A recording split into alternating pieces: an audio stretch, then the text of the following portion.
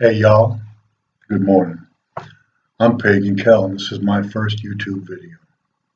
It's good to meet you guys. Pagan because I'm a pagan and I thought that some people might like to hear the opinions of a pagan. There's a lot of things moving in our country nowadays, in our world. And I have to tell you, I am a one world, one people person. I'm an American. I live in Europe. And I have a lot to say. Let's talk. Now, as this unfolds, and I don't know where this journey is going to go, there's some music I want to present. The music you hear at the beginning, that's me, my guitar. No, I'm not a musician. I just thump on a guitar. What do you want to talk about? Trump's gone. Trump is gone. Gone. He's been shut up. He cannot talk to his masses. And I'm really happy. I'm relieved. What I'm not relieved about is that on the 6th of January, we had an insurrection. People went to the capital of our country and decided they were going to take away my voice, your voice, everybody's voice but theirs. Now, as a pagan, I have to say I'm used to that. But as a pagan, I'd really like to not be used to that. I think it's dead wrong. I don't care what color they were. Color is a stupid way to decide anything. Okay? I want justice. I want to see these people tried. Fair trials. Yeah? You ain't going to get no pagan talking about a witch hunt, I guarantee you. But I want to see fair trials. I want to see the evidence. And once that evidence has been shown, I want to see these people convicted. All of them. There's a lot of calls for unity. I understand unity. I don't see how we're going to move forward without coming back to some form of common goal. But before you can heal that wound, you've got to clean it. And it needs to be cleaned in the worst way. Now, we all voted. We all voted, and we voted for accountability. We voted for justice. That's how this old pagan sees it. I don't want these people getting away with this because if they do, they're going to do it again. Somebody will learn that lesson and they will do it again. We may not get away with it this time. The next guy might not be as greedy and so self-absorbed as Trump. And that was Trump's downfall. His ego. Oh, we're going to talk about ego, I guarantee you. But his ego took him down. The next guy or gal, the next person who tries this may not have Trump's deficits. That's what we have to look at. The other thing I think really needs to be talked about is this massive amount of delusional thinking. Now, I work magic. I'm a healer. Can't heal myself, regrettably, but that's the way the mother set it up. And I deal with that, So the Christians call me delusional because I believe that when I ask the mother and the Great Spirit for power to heal other people, that the energy I feel coming through my hands is real. And the people that I've tried to help feel that it's real. But I'm delusional. However, these people, the same people who believe that a dead human body came back to life after 3 days and did not stink, are now trying to tell me that Democrats are eating children, worshiping demons, which are a Christian thing, demons. Pagans just have evil, that's enough. But they're trying to convince themselves and everybody else that their enemies are doing what their heroes are doing. I'll take the eating babies part off the table. It's called common sense, isn't it? We've seen the media reports of Donald Trump, his family members, his friends, Epstein. We've seen all this, and we've seen it for years. We've seen prosecutors moved to take a blind eye to all this stuff. We've seen it for years. Is any of that conclusive evidence? Not without a trial. But let's have that trial. Let's have those trials. Let's find out.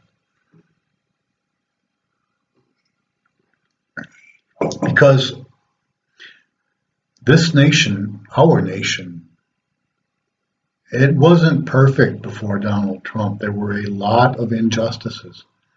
They're still there. They are still there. What can we do about it? What can we do about it? We shine the light on it, my friends. Brothers and sisters, you have to look at that. You have to point it and say, that's crazy. You are talking crazy. You are believing untruths. You cannot be making law. And of course we have to do this. It's our society. They are messing with the very matrix that our children grow up in, that we live in. That's what they're trying to change.